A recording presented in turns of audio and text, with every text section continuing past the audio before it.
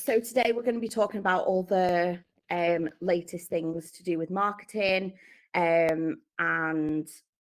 there we go, I've just shared it again. All the latest things to do with marketing, what 2024 holds for marketing, and just talking about some of the key trends and how you can leverage those trends this year as well. I really have dug deep in this webinar into how you can leverage them, because to me, there's no point me coming on and saying these are the trends and not giving you actionable ways to implement them after this webinar. So that's really what I wanted to do. So just a couple of things. So I am recording this webinar. This webinar is being recorded, mainly so that if anyone misses the webinar and you want to come back on it, then you can do. So yeah, I don't think with Zoho you have the opportunity to have your camera and microphone on, which helps. And I will be doing a Q&A at the end. So if you have any questions, feel free to leave them in the chat box, and then I will answer them all at the end. So just today, what we will cover, like I've said, the key trends for 2024, how to leverage these key trends, 2024 marketing challenges and how to overcome those challenges. And also, like I said, we will be doing the Q&A at the end. So just a little bit about me. I'm not going to delve into it too much. But hi, I'm Becca. I'm the founder of Silly Goose Digital. I have worked agency side for over 4 years and worked in marketing for 5.5 years. In October, I did leave my agency job to start up my own side hustle. So I am self-employed now, doing Silly Goose full time, which is crazy. But yeah, I created Silly Goose as an extension of your existing team, as a playful agency for playful brands, and just a way to really enhance marketing within businesses, both B2B and B2C. So that's enough about me. So we're just going to go on to the introduction of what 2024 holds for marketing. So firstly, we've got AI, and I feel like in this space, everyone has been talking about AI in marketing and how to leverage AI. So I have got a couple of polls that I'm going to put out now just to see, just to kind of test your knowledge and think and get you thinking. So what percentage of marketers do you think generative AI what percentage of marketers say generative AI has changed the way they will create content in 2024? So I'm going to go back to my polls feature now, and we will start the poll. So what percentage of marketers do you think has said that AI will change the way they create generative content? Okay, interesting. No one went for 97%, which is that is a very, very high one. So the actual answer is 85%. So I know a lot of people on the poll had said 72%, but 85% have. This comes from HubSpot's 2024 State of Marketing report, which after this webinar, I will send a link to it on email to you all, because it is a really, really good report. It's one that I read every single year. And it's what a lot of this webinar is based on, is kind of their research that they found out from that. Next up, we're going to talk about social commerce, which is also a big one. I will delve into these topics deeper after we've done these polls. But what percentage of consumers bought a product directly on a social media app while they were surfing? So if I go back to my polls again, start this one. Let's test your knowledge and see what you think about this one. Okay, interesting. A lot of people think 47%. I know I have. I love TikTok Shop. Okay, right. So the actual answer is 17%, which A lot of people kind of went for the 47%, which I would also probably assume as well. But no, that currently sits at 17%, which seems very, very low, but I do imagine that number to increase over the next coming years, especially with how big social commerce is. And like I said, I will be delving a little bit deeper into social commerce and how you can leverage this for your business as well.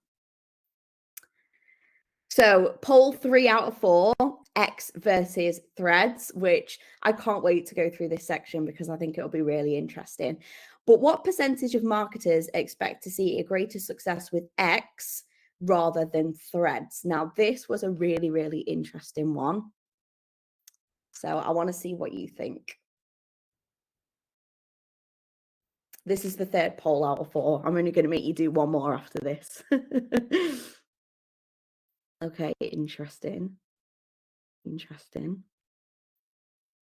I'm going to tell you, it did surprise me a little bit, this one.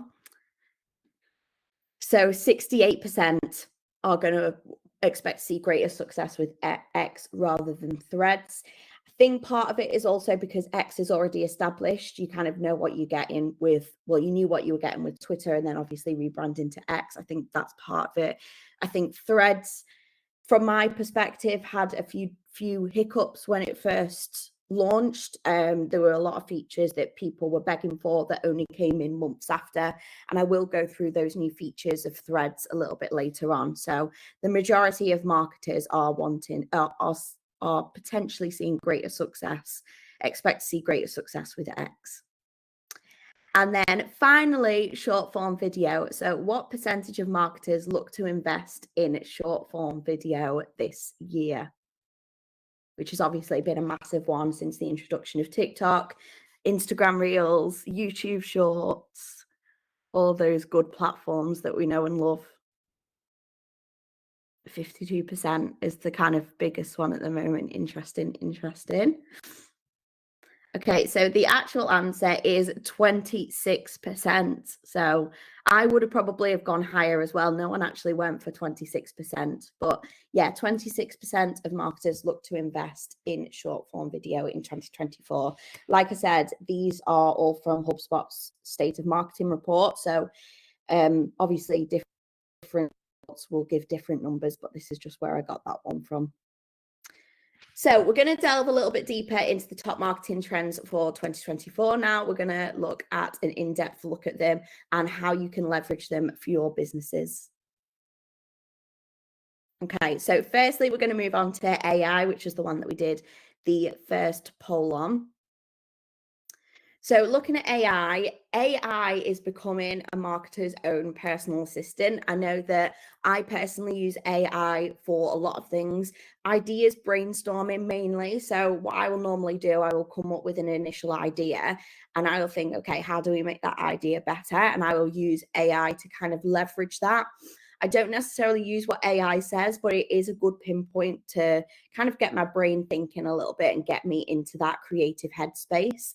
But there are also a lot of other ways in which marketers are using AI. So to create more personalized content, I will talk about personalization a little bit later on as well. Getting ideas and inspiration, which, like I said, is the way that I use it. Writing basic copy or outlines, social media post copy, and to improving the quality of content. Obviously, there is a lot of downsides to using AI if everyone is using it. AI can only do so much, and often you will see on LinkedIn that there are a ton of comments that have been AI generated, and you know when it's been AI generated. So it is about using AI to leverage your marketing rather than using it to do it for you, because otherwise your marketing is basically all done by a chatbot and a robot. So nothing's better than human touch. So there are some examples of how you can use AI to streamline your marketing efforts. So customer service is one of them. You can use chatbots, for instance. So 62% of customers would prefer to talk to a chatbot rather than wait 15 minutes for a human agent to speak to them.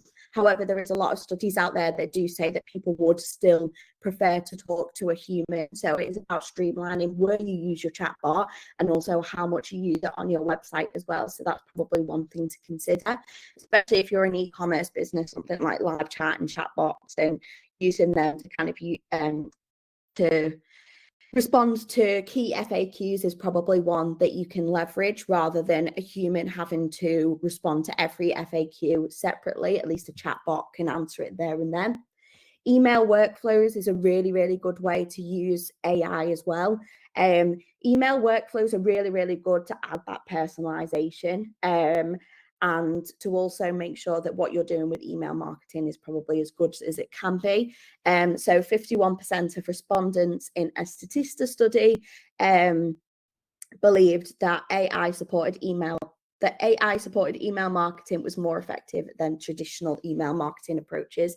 So it's all about getting a little bit more savvy. And content optimization, so using it to help with SEO. So companies using AI for SEO outperform their competitors by 50%. I will send all these slides across, and I have added a link in with all the sources that I've got this information from. The one thing about content optimization for SEO, like I've said, is that obviously if a lot of people are using AI to write their content, a lot of people are sussing it out now, and it does look like it's written by an AI. I tend to think that AI-driven content is a lot of fluff and it's not necessarily needed. However, it can help with embedding keywords. So when I'm writing blogs for Silly Goose, I will write the blog myself and then I will put it into AI and say, look, I have this keyword that I would ideally like to put in. Can you try and embed it and weave it into my content in a way that it fits rather than just kind of keyword stuffing it in? So AI has been good for me from that perspective. Okay, other AI opportunities, and this is one that I would recommend that if you're doing Facebook ads, you do test, is Facebook Advantage Plus campaigns. So Facebook at the moment are really pushing Advantage Plus campaigns, Advantage Plus, sorry. And one thing that they have done is recently removed more of their detailed targeting options. So their interest-based targeting, they have removed bits and pieces from that. Again, they did exactly the same last year. Now, in that announcement, they did recommend using Advantage Plus, and also they have come out in their transparency center as well and said that they have found that Advantage Plus drives a higher revenue than traditional interest-based campaigns. Now, obviously, this is coming from Facebook themselves, and if they're wanting to push something, of course, they're going to say it's driving more revenue. However, if they are pushing it, it is definitely something to test. The client at the moment, and we are doing multiple ads on Facebook. We're doing retargeting, lookalike, and saved interest audiences. But one thing that I have recommended is using Advantage Plus. Previously, I haven't seen great success with Advantage Plus. I feel like it is harder to kind of get control over who you're targeting because it's done by an AI and it's done by who Facebook thinks is the best people to target, which can be a little bit tricky if you're more of a B2B audience. However, everything is worth testing. So definitely, if you do use Facebook ads, I would see if you can implement that after this webinar. And then I've just put in some other helpful tools. Some of these are great for SEO. Obviously, ChatGPT, we all know what ChatGPT is. I've put Google Analytics in there because GA4 is quite good with some other bits and pieces. You've got your chatbots. So, for instance, ManyChat. Brevo, I use Brevo myself. It used to be Sendinblue. They are really, really good for automated workflows. So like I was saying about email marketing and personalization, Brevo is very good at that. Google Optimize and HubSpot are also really good if you're wanting to kind of use AI and use it for A/B testing and split testing. So I would definitely have a look at some of these helpful tools after this webinar as well. Just delve a little bit deeper into them. So next, we're going to move on to some of the top marketing channels in 2024 and what marketers think is the best and top marketing channels. So social media is the #1 marketing channel. I'm just seeing if there's anything in the chat. No. Oh, has my video gone off? Oh, had my video gone off? Sorry. I've just gone back onto this tab. I don't know. Videos on. No. And then I'm also just going to check if my screen is still sharing. Screen. Oh. There was always going to be these hiccups. Right, let me just start these polls and just see. So had my video gone off and had I just been talking to myself? Yes, no. Right. I think it had done. No. Okay. Well, at least I'm back now. That's always a good sign. And also, is my screen still sharing? Please tell me it is, because then we can carry on.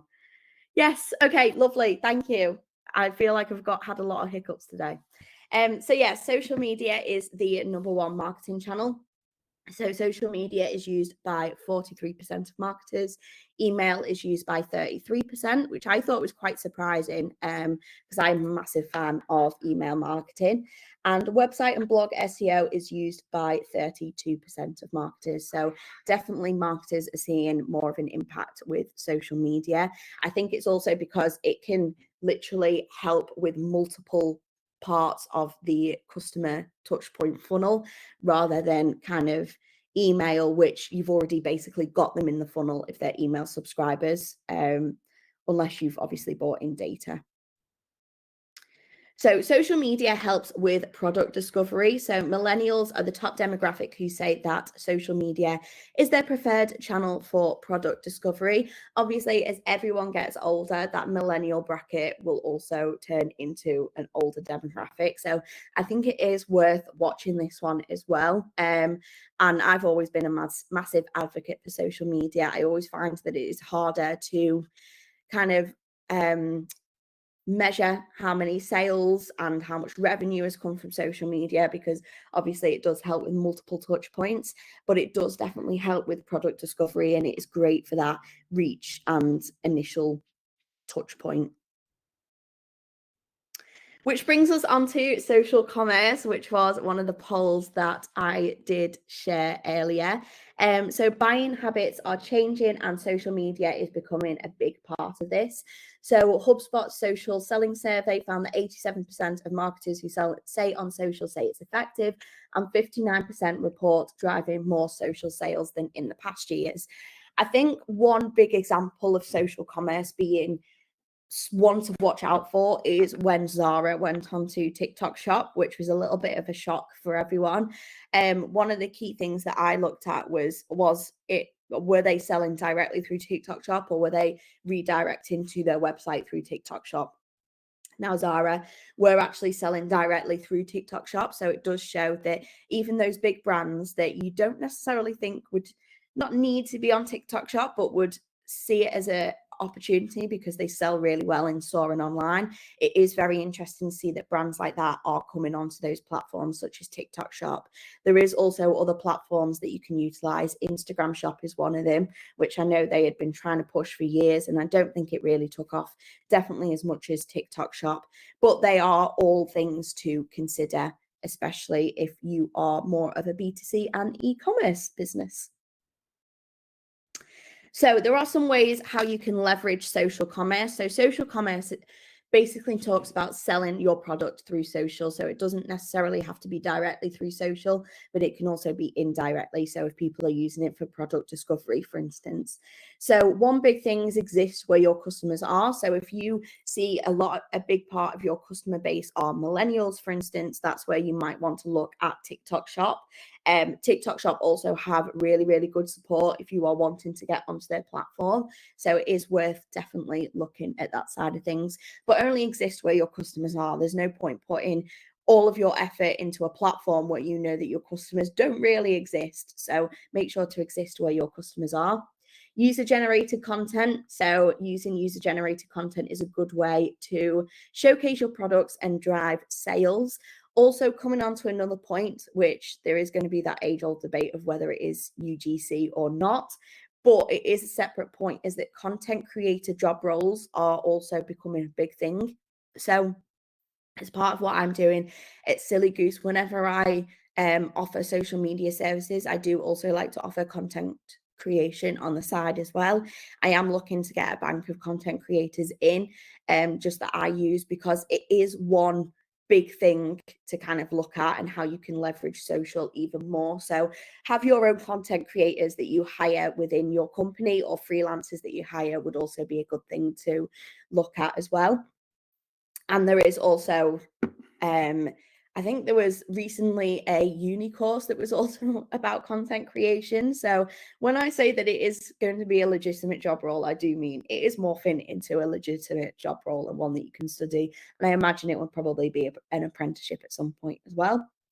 Engaging with your community. Now, if you missed my webinar on building digital communities, I don't mean to kind of like do a bit of self promo, but I would definitely go back and watch that, because I do talk about how you can create digital communities, how you can build your digital community, and how you can use that to drive engagement, build trust and loyalty with your customers, which is obviously something that would be massive for driving those sales as well. Just going to have a sip of my drink before I move on to short form video content. Okay. So short form video, in case you can't tell, I do talk a lot, so I will probably need water halfway through this.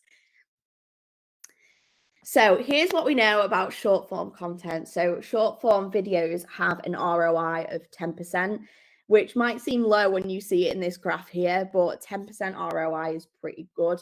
Once again, I have left a URL to the sources for this. It would probably differ from source to source, but it depends how you use that short form video content as well. A lot of businesses are using it in ads as well. One big thing that Instagram or Meta are trying to push is using Reels for your Meta ads. So that would also count into that ROI bracket. 68% of viewers watch a business video shorter than 1 minute. Obviously, our attention spans, it depends on the value of the content, if I'm going to be honest. And I will move on to long form video and why that's not dying out anytime soon. But we live in a sort of society where we're always on the go. And how many times have you been on TikTok or Instagram Reels? Forgot the word then, and you've just literally scrolled down, you found one that's kind of like piqued your interest, you've got the main point from the video, and you scrolled past without necessarily watching the full video because you feel like you don't need to. 73% of customers prefer watching a short form video to learn about a service or product. Like I said, we are very time conscious, I think, as well. And like I said, we're always on the go. So it is about kind of learning the service or the products and doing it in as quick a way as possible.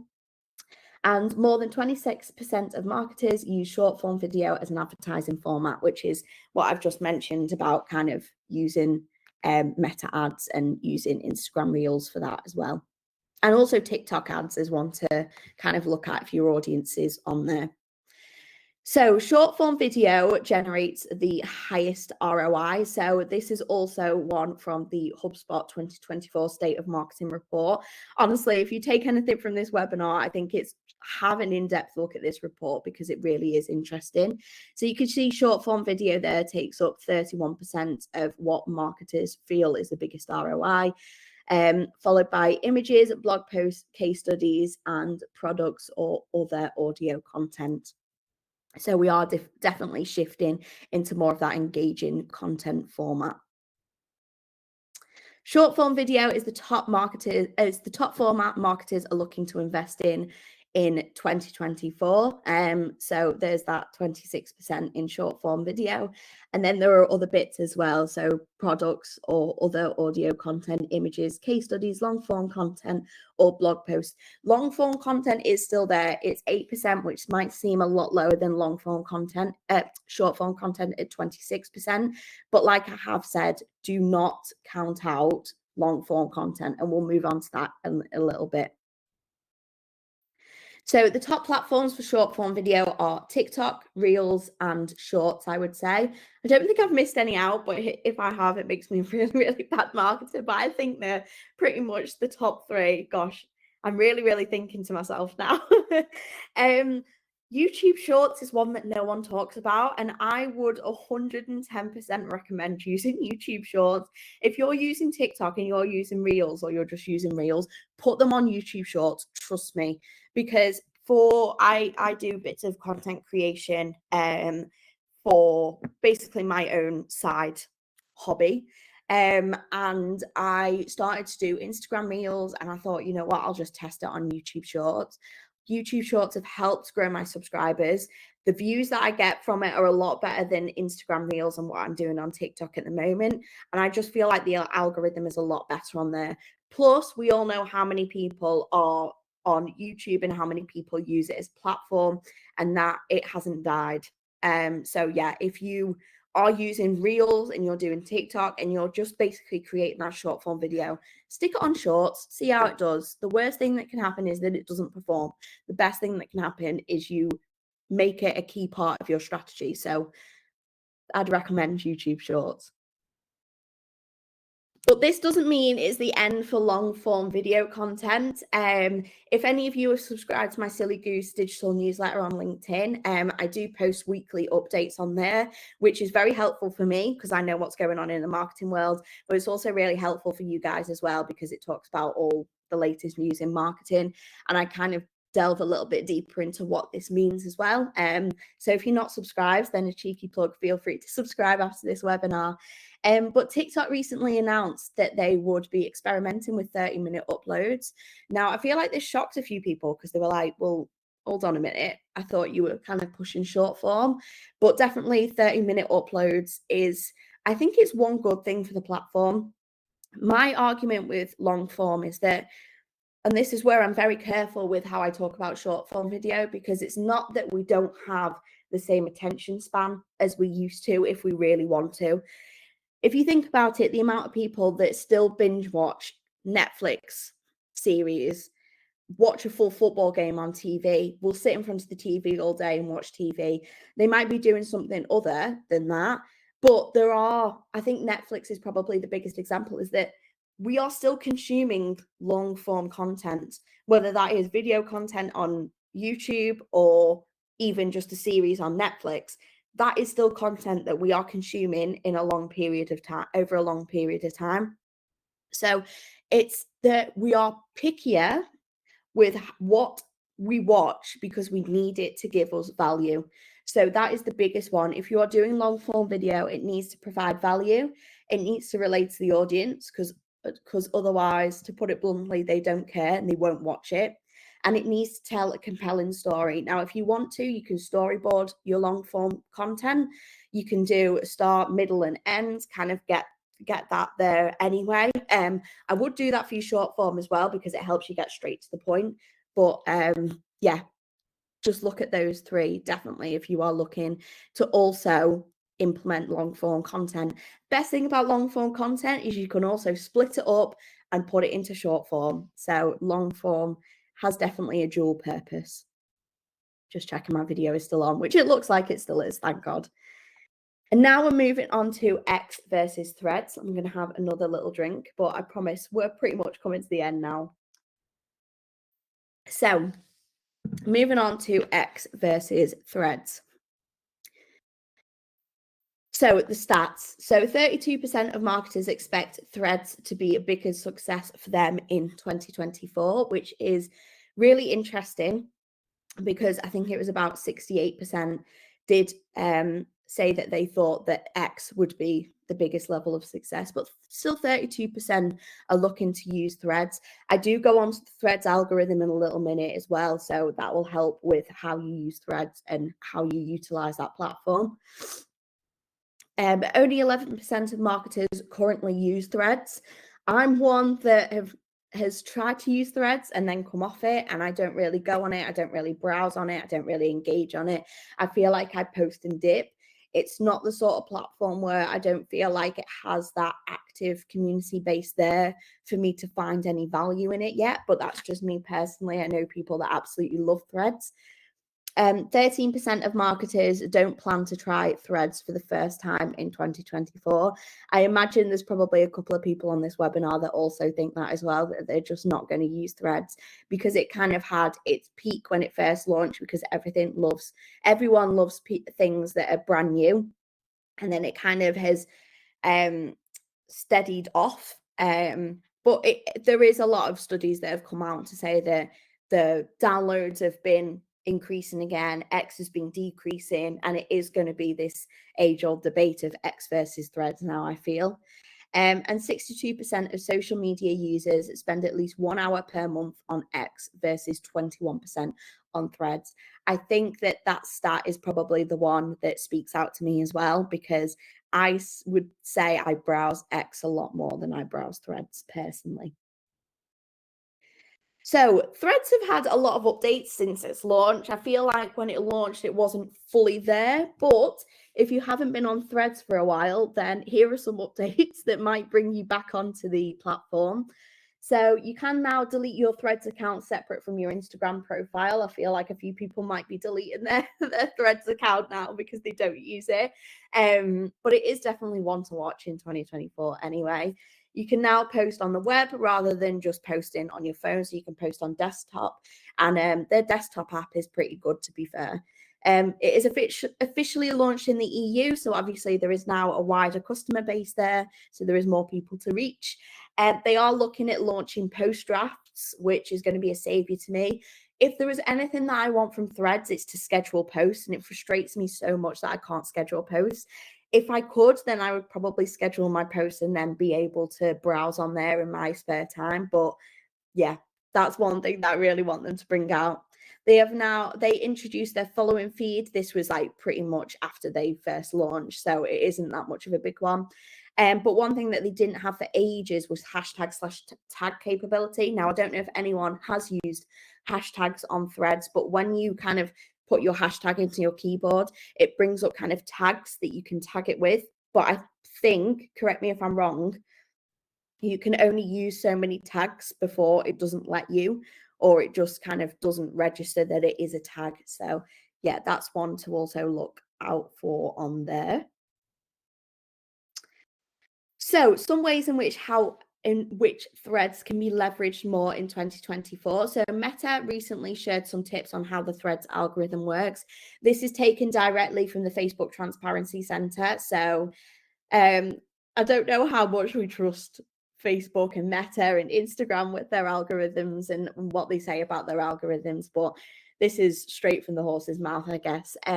So there are different things that basically influence how well you do on Threads and how you can be seen in the algorithm. So how many posts you've seen on your feed. So definitely people that are more active on the app, they are giving them preferential treatment, which is pretty much the same for every platform. I mean, anyway, how long it's been since you were last active on Threads kind of links back to that first point. How many times the author's profile has been clicked, so how many times people have clicked on your profile, and how likely you are to view the replies on a post. So if the post gives good value, how likely someone is to click on those replies. I would definitely look at the full blog post on this as well, especially if you're wanting to use Threads a lot this year. So now that we've gone into some of the big ones for 2024, obviously I could sit here all day and talk about all the latest trends and all the newest trends for this year, but they're just some of the ones that I've picked out to be some of the biggest. We're going to move on to some of the biggest marketing challenges that us as marketers or your marketing team might potentially have. So cut us some slack because some of these are making our jobs just a little bit harder, but I have put in some solutions for these as well. So the death of third-party cookies is such a big one. I did recently talk about this on Silly Goose when I also looked at personalization. And personalization, even though it is a big customer trend and a lot of customers are wanting more personalized content, on the flip side of that, you are basically letting customers opt out from third-party cookies, which is right because we should all have our own say on what data is being shared. However, it does make that personalization a little bit more difficult for us, for instance. So 81% of marketers say their marketing activities rely heavily on third-party cookies, which I think I definitely agree with. I don't know how many of you guys agree with the same as well. 76% of marketers say Google phasing out third-party cookies will make marketing more difficult. Once again, I agree with that one. 20% of marketers aren't prepared to lose access to third-party cookies, and 47% of marketers say their company is exploring alternatives to third-party cookies, with social media targeting and first-party data becoming the most popular solutions. Now, I have said this, is that one direct solution for the death of third-party cookies is potentially using more first-party cookie based, and also looking at social media targeting as well is probably a big one. So here is some of the solutions. So first party data and other solutions. So targeted social media ads, collecting first party data. So some of that may be like your audience's name, their location, and them actually giving you that data. Google Topics API, contextual advertising, and universal identifiers. So there are just some of the ways in which you can utilize other data to kind of make up for the death of third-party cookies. Now, so yeah, for third-party cookies, obviously they are dying out, but I feel like as marketers, we just have to be a little bit more savvy with what we do, and how we utilize this death of third party and kind of make the most out of it, really. So personalized marketing. So only 35% of marketers say customers get a very personalized experience with their brands. 65% of consumers say the content they see from brands feels relatable. And 65% of marketers say they have high quality data on their target demographic. I think that is a big one. And one thing that I spoke about when I did my digital communities webinar was about understanding your customers and utilizing customer insights. Now, one way to get around the death of third-party cookies and still wanting to do a personalized customer experience is also looking at that customer insight, talking to your customers and building a customer base based on what you know from this data. Now, obviously, it's not as good as getting mass data from third-party cookies, but for me, it is one way to talk to your customers directly and get their direct opinion on things, and also to collect that data from them as well to draw those conclusions. So if you don't have any data on your target demographic or your target audience, I would definitely go away and look at ways in which you can get that. So the solution is customer data. So like I've said, talking to your customers and drawing solutions from that. But also their interests and habits. You can also do that in customer insight if you need to. Basic demographic detail, products they want to buy, and their purchase history, all of this sort of thing you can utilize in your personalized marketing strategies. And one good channel for this is email marketing. Netflix do this really, really well. Amazon do this really, really well. They do it on their website as well to bring the personalized experience. Obviously, a lot of that is based on cookie data as well, but you can also use those first party cookies to offer a personalized solution.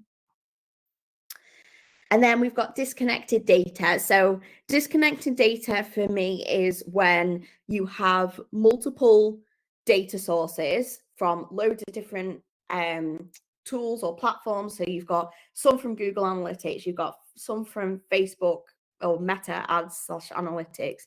Then you've got your HubSpot CRM data. And all of these are so disconnected, and there is no alignment with them. So 23% of marketers say they struggle to get and move vital data between team at their company. I don't even know what I've written there, but yeah, 23% of marketers struggle to get data from their team, basically, and their company is what that is meant to say.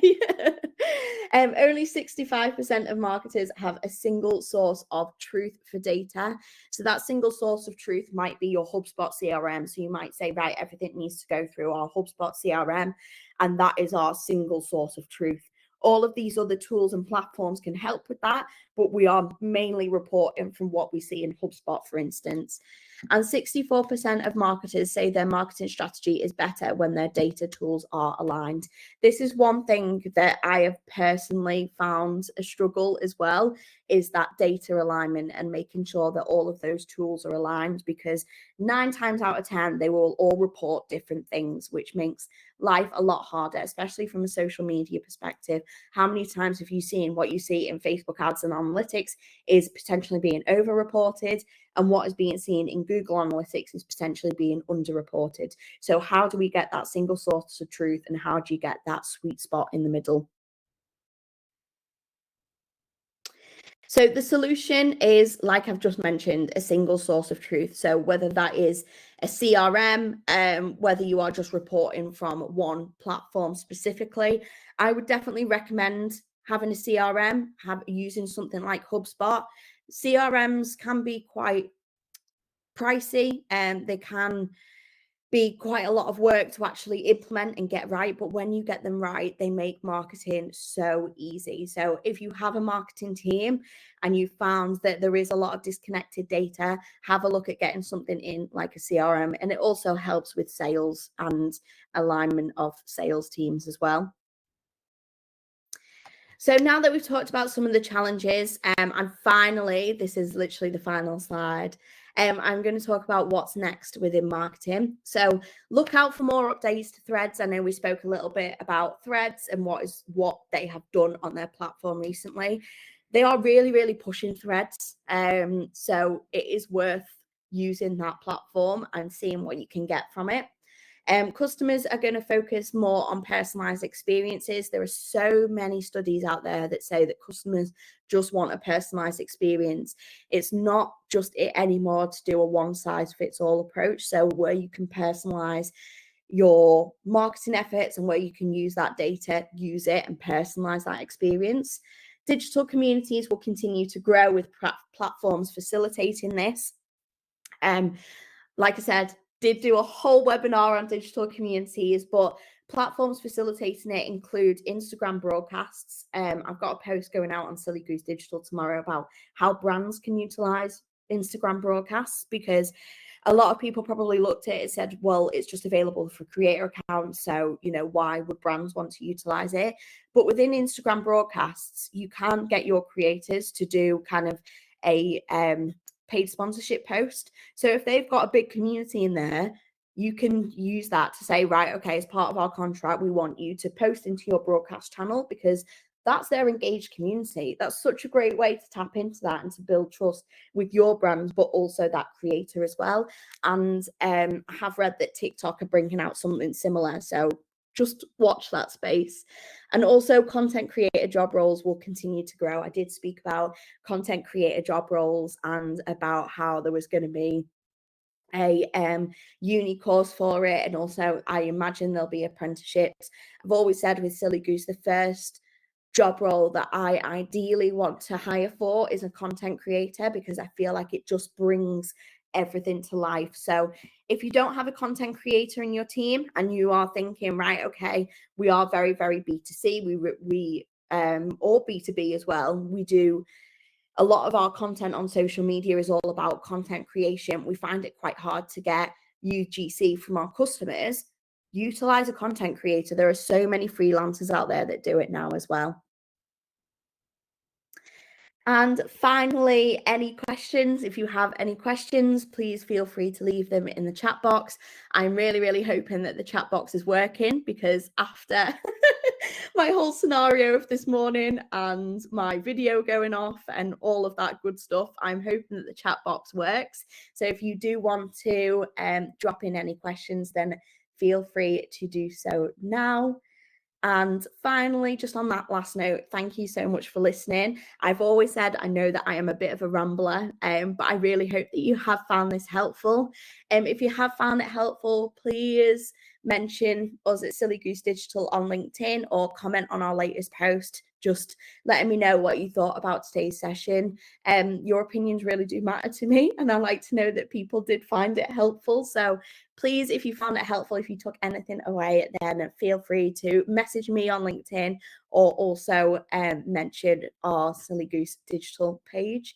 And that is basically everything for what 2024 holds for marketing. So unless there's any questions in the chat box, which it doesn't look like there is at the moment, I think that is pretty much everything. If you've got any questions, feel free to leave it now. If not, thank you for joining. You're fine to drop off. And yeah, hopefully I'll see you on my next webinar. This is being recorded, so I will drop an email with the recording and also the 2024 HubSpot State of Marketing report as well. So thank you so much for joining.